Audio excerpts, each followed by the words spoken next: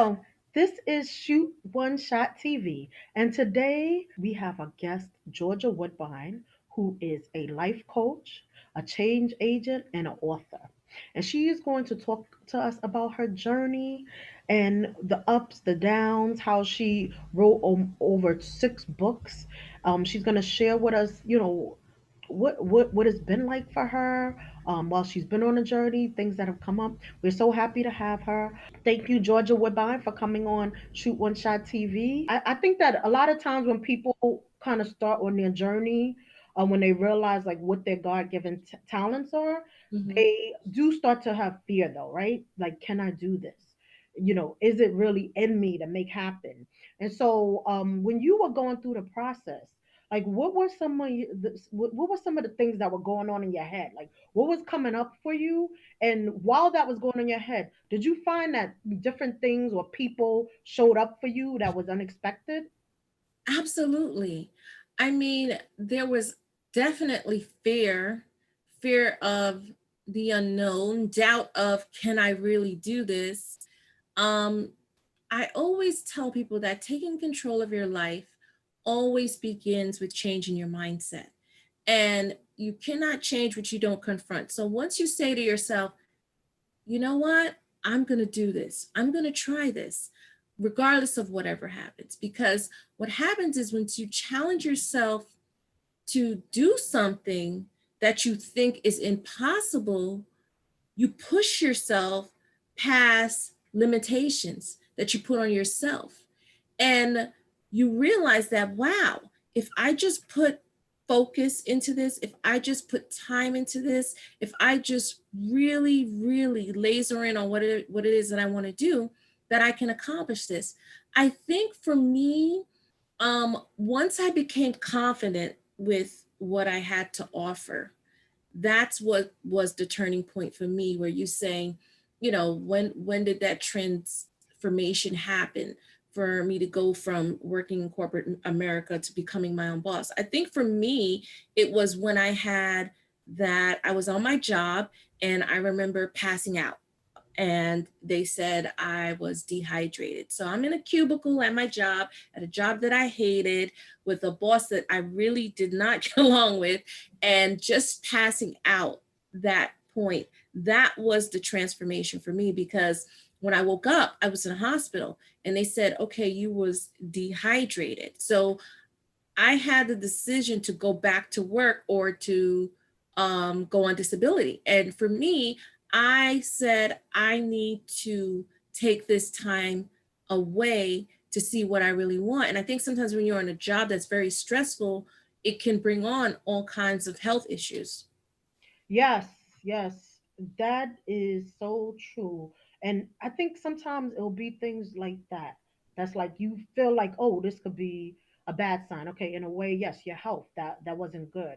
But at the same token, it enabled you to be able to maybe stop a second. I think sometimes we're going and we're going and we're going, and until something like that stops us dead in our tracks, it's only then that we realize, like, I can't do this anymore. Like, this is not for me, right? And then once you kind of have that talk with yourself, it's like having the courage. Did you find that it was people like that showed up when you got the courage and said, okay, I'm going to leave my job, my corporate job, and I'm going to, go on this journey? Well, I remember at that point in my life, I was going through a lot of stress because I was dealing with a lot of financial debt and not wanting to be at my job anymore. And I had a kid to take care of, and I was a single mom. And for me, it was really trying to figure out, well, how am I going to maintain my lifestyle if I don't have this job? So it was a fear of, okay, I can't leave this job.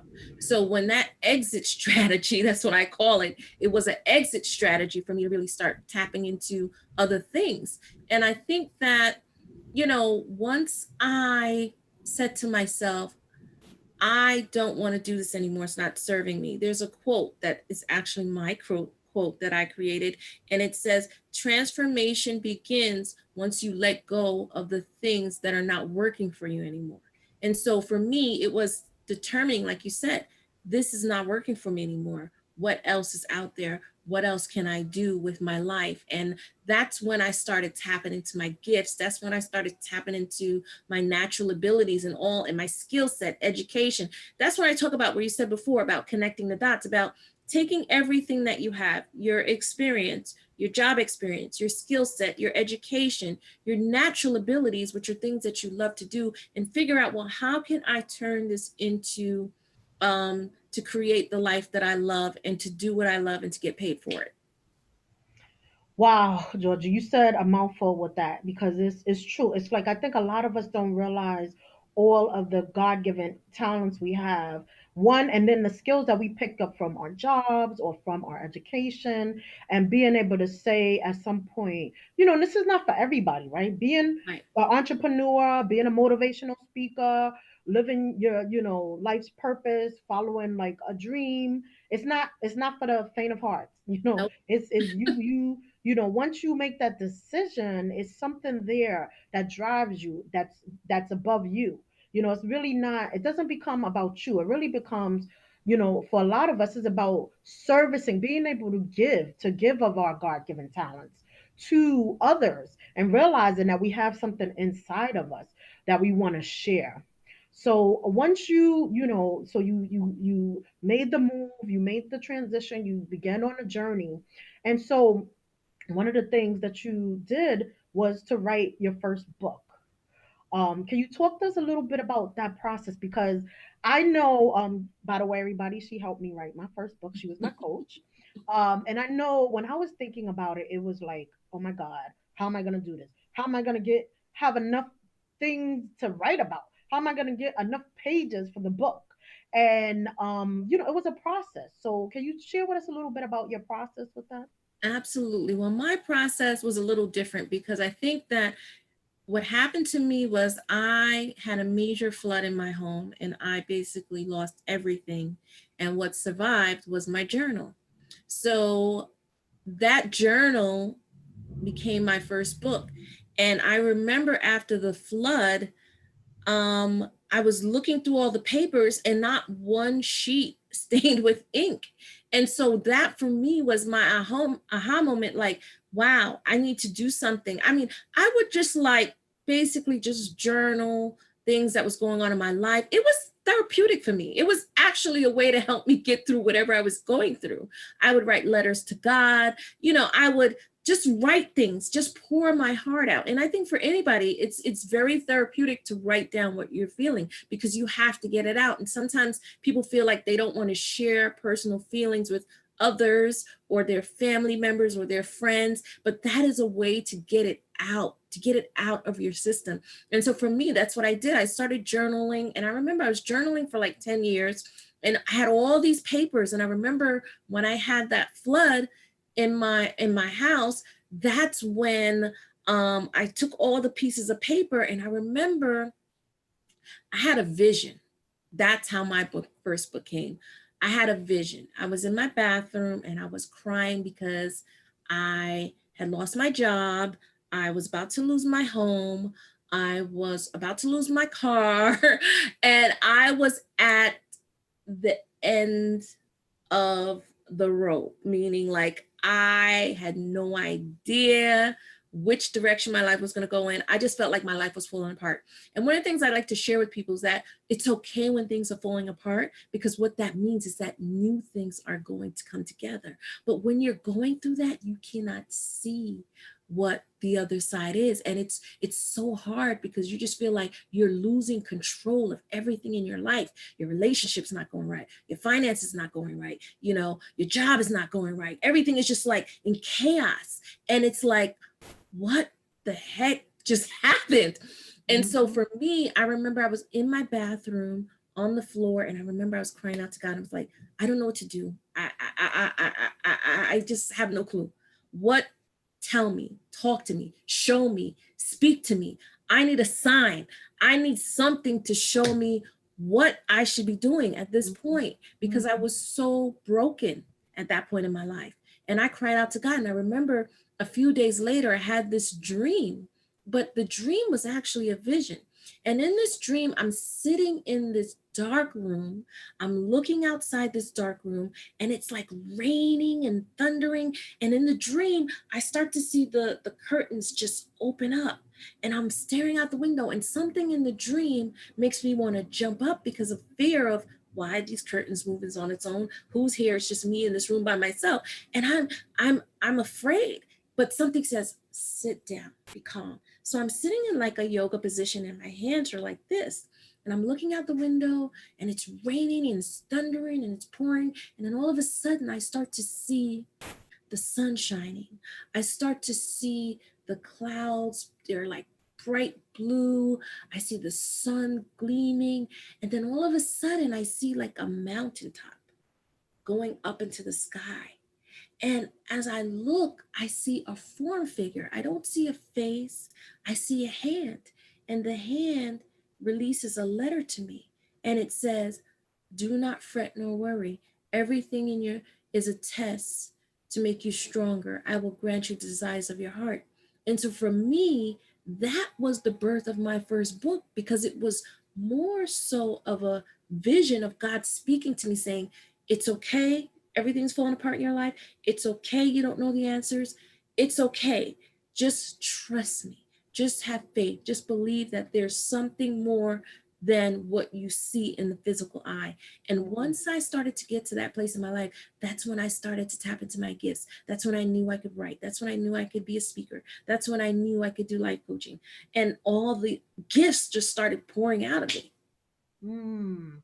So it was like a sign to you. It was like, okay, this is some. I believe in that. I believe that sometimes when we are going on our journey, once we start the process and we have the unknown, things will happen to us, people will show up, and signs will come that will say, you know what, you're going to be okay, this is going to be okay, you can do this, right? And so that definitely sound like it was like a big sign, like to say, okay, like this is, you're going to be okay, this is, you're in this, you're in the darkness maybe right now, but light is coming, Light is right? coming. At And the that, end of the tunnel, light is coming. yes, yes. Definitely. So you wrote so many books. I think when I looked at your website, over 6 books, Georgia. And I remember when I met you when you were writing your second book. And you have written many of books after that.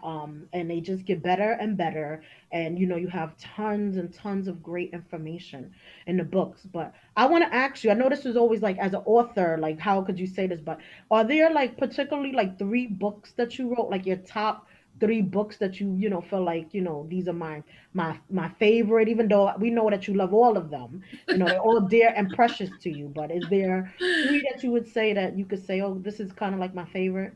Yeah, I would have to say my latest book, which is Total BS, Body and Soul, how to attract the right man into your life, and how to make big bucks without selling your soul, which actually was my first book.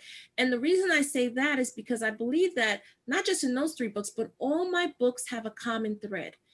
It's all about becoming a better you, whether it's spiritually, whether it's physically, getting fit, whether it's mentally, whether it's emotionally, or even financially. So I think that those 3, the common thread through it to become a better you, whatever that means, to eat healthier, to live better, to feel good about yourself, to attract the right mate, to not look for someone, to allow them to come into your life, to be mentally, spiritually prepared, emotionally, for that person to come to you. And so really learning how to get to a place in your life where you can attract things and not so much search things or chase things or go after things, but getting to a place in your life where you understand that in order to manifest whatever it is you want in your life, you have to be in total alignment. Mind, body, and soul, they have to be in alignment if you want to get to that place where you could start to see the manifestation occur. So I would say those 3. Wow, wow. I think that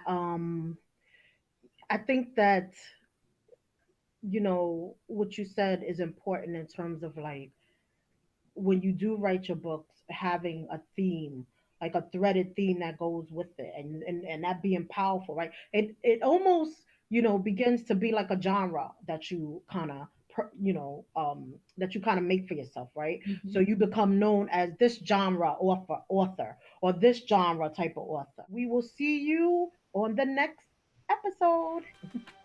Bye.